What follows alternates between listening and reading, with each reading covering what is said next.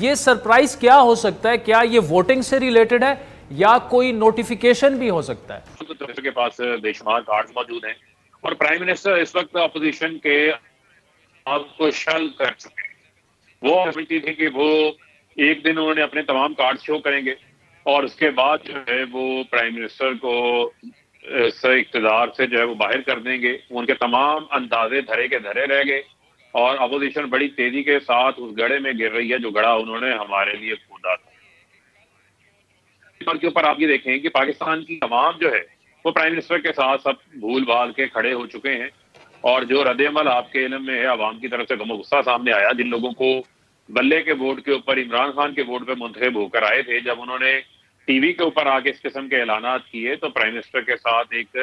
Support آ کر عوام کی کھڑی ہو گئی اور لوگوں نے کہا کہ یہ ان کے ووٹ کے اندر ان کی امانت میں خیانت کر رہے ہیں یہ منحرف اراکین۔ تو میں سمجھتا ہوں کہ آپ دیکھیں گے کہ ہمارے اتحادی بھی ہمارے ساتھ کھڑے ہوں گے۔ 3.5 سال ہم ان کو اپنے ساتھ لے کے چلے ہیں، بڑے اچھے انداز سے ہم نے اپنے اتحاد کو لے کے چلے ہیں۔ یہ اتحاد آئندہ بھی جو ہے وہ قائم رہے گا اور اپوزیشن کو جو ہے بدترین شکست ہوگی اور پرائم منسٹر کا فیصلہ ہے کہ وہ کارڈ انہوں نے کس ٹائم کے اوپر استعمال کرنا ہے۔ ٹھیک ہے، شو کرنا ہے۔ اچھا فاروق صاحب، ایک تو اتحادی ابھی تو اپوزیشن رہنما یہ کہہ چکے ہیں، ڈکلیئر بھی کر چکے ہیں کہ اگلے 24 سے 48 گھنٹوں میں اتحادی باقاعدہ اعلان کر دیں گے اپوزیشن کی سپورٹ کا اور ان سے تمام معاملات جو ہیں وہ طے پا چکے ہیں۔ اب کیا وزیراعظم صاحب اتحادیوں سے خود ملاقات کر کے اور یہ والا سرپرائز دیں گے؟ کیونکہ سرپرائز اور کیا ہو سکتا ہے، تقریباً 2 درجن ایم این ایز آپ کے وہ ناراض ہو چکے ہیں، عدم اعتماد میں وہ ووٹ دینے کا اعلان بھی کریں گے۔ اتحادی اگر دوسری طرف چلے گئے پھر تو کیا سرپرائز رہ کیا جائے گا عمران خان صاحب کے پاس؟ نہیں، دیکھیں دو چیزیں، یہ اتنا آسان کام نہیں ہے کہ عدم اعتماد کے اوپر جو ہے وہ ووٹ کاسٹ کریں گے۔ آئین کا آرٹیکل 63 یہ موجود ہے، اس کی سپریم کورٹ کے اندر ریفرنس جو ہے وہ دائر کیا گیا ہے اور بنیادی سوالات جو ہیں وہ سپریم کورٹ کے سامنے ہیں اور میں سمجھتا ہوں کہ یہ ایسا نہیں ہو سکتا کہ ایک شخص بندوق لے کے لوڈ کر کے آپ کے سینے کے اوپر تان کے کھڑا ہے اور آپ کو ارادہ قتل سے مارنے لگا ہے اور آپ یہ انتظار کرتے رہیں کہ یہ آپ کو مار دے، اس کے بعد اس کے اوپر 302 کا مقدمہ درج ہو جائے گا۔ 511 پی پی سی کا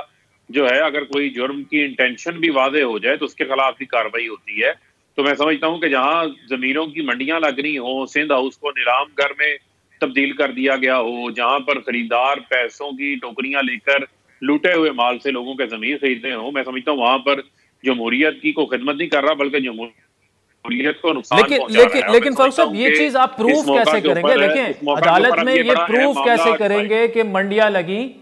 ٹھیک ہے، کروڑوں کی بولیاں لگیں، یہ آپ عدالت میں کیسے پروف کریں گے؟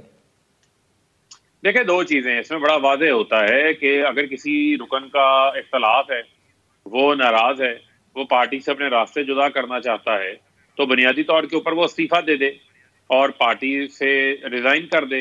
اور اپنی رکنیت سے بھی ریزائن کر دے۔ اس کے بعد آپشنز موجود ہیں۔ اس کے علاوہ جو آئین کا آرٹیکل 95 ہے اس کے حوالے سے آپ کے علم میں ہے کہ سپریم کورٹ کے ایک جسٹس صاحب کی اس دن ریمارکس بھی آئے ہیں کہ یہ جب انڈیویجول ووٹ نہیں ہوتا، یہ پھر پارلیمانی پارٹی کا ایک اجتماعی فیصلہ ہوتا ہے اور اس اجتماعی فیصلے کے اوپر ان کو عمل درآمد بھی کرنا ہے اور یہ پارٹی لیڈر کا بھی پروگریٹو ہے۔ اس کے بعد اسپیکر کے پاس بھی اختیارات ہیں اور آپ نے دیکھا کہ سپریم کورٹ نے اسپیکر کے آفس کی اس دن سن لیں جو اپوزیشن کو ناکامی ہوئی، انہوں نے مداخلت نہیں کی، تو لہذا یہ تاحیات نااہل ہوں گے جو اراکین ہیں اگر یہ 63A کی خلاف ورزی کرتے ہیں۔ دیکھیں وہ تو معاملہ چونکہ سب جوڈس ہے، عدالت میں جو بھی فیصلہ آئے گا سب اس کو قبول کریں گے، لیکن فاروق صاحب اس وقت وزیراعظم سے آج ٹھیک ہے اچھا مجھے بتائیے گا کہ آج کیا عمران خان نے یہ کہا کہ جی بس اب اتحادیوں سے بھی اور بات نہیں کریں اور جو ناراض اراکین ہیں ان سے بھی بات نہ کریں، مزید بلیک میل نہ ہو؟ دو آج ان کی اہم ملاقاتیں ہوئیں جن میں ان سے یہ باتیں منسوخ کی جا رہی ہیں۔ نہیں، ہرگز ایسی کوئی بات نہیں ہوئی۔ آج ان کی جو کورٹ کے بیٹ رپورٹرز ہیں ان کے ساتھ ملاقات ہوئی، بڑی تفصیلی ملاقات ہوئی، اس میں سوالات بھی ہوئے۔ پرائم منسٹر صاحب نے بڑی خندہ پیشانی سے، بڑی بردباری سے تفصیلاً کھلے دل کے ساتھ تمام سوالات کو بھی سنا اور ان کے مدلل جواب بھی دیے اور بہت ساری ایسی قیاس آرائیاں جو کی جاتی ہیں، آپ نے بھی ایک سوال پوچھا تھا شروع میں،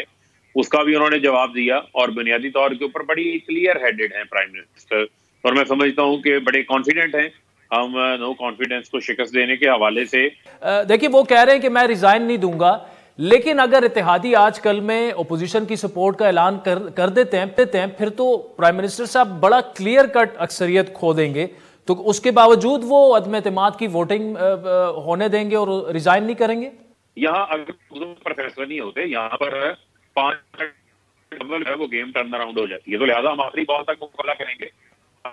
ہونا چاہیے کہ ابھی کوئی ایسے نہ حالات ہیں نہ کوئی ایسے حالات ہوں گے، بلکہ میں سمجھ کیمپیں جو ہے وہ ٹانگنا شروع ہو جائیں گی آئندہ دنوں کے اندر اور آپ دیکھیں کہ 27 تاریخ کا جو ہمارا جلسہ پلس ہونے جا رہا ہے، اس میں تاریخی ریکارڈ عوام باہر نکلے گی اپنے پرائم منسٹر کو سپورٹ کرنے کے حوالے سے۔ جو جذبہ ہم دیکھ رہے ہیں یہ جذبہ ہی ہے، لوگ باہر نکلنا چاہتے ہیں، زمین فروشوں تمام پاپڑ والے فلودے والوں مقصود چپڑاسیوں کے نام پر جنہوں نے لوٹ مار کی۔ آخری سوال آپ سے یہ کروں گا کہ دیکھیں آپ پرائم منسٹر صاحب تو یہ کہہ رہے ہیں کہ آخری بال تک وہ مقابلہ کریں گے،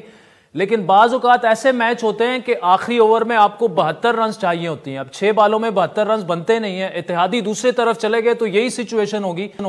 تو آخری بال تک رہنے کا کوئی فائدہ نہیں ہے مقابلہ کرنے کا، تو وہ پھر ریزائن ہی کریں گے۔ کیونکہ زمینی حقائق جو ہیں وہ مختلف ہیں اور بھی کیا ہوا ہے، اور اتحادیوں کو ہم پہلے بھی ساتھ لے کے چلیں، وہ ہمارے ساتھ کھڑے ہوں گے، بلکہ یہ اپوزیشن کے اور جنہوں نے ملک کو لوٹا ہے، پاپڑ والے مقصود چپڑاسیوں کے نام پر جنہوں نے زرداری شہباز شریف نے لوٹ مار کی ہے، ان کے جیل جانے کے دیں۔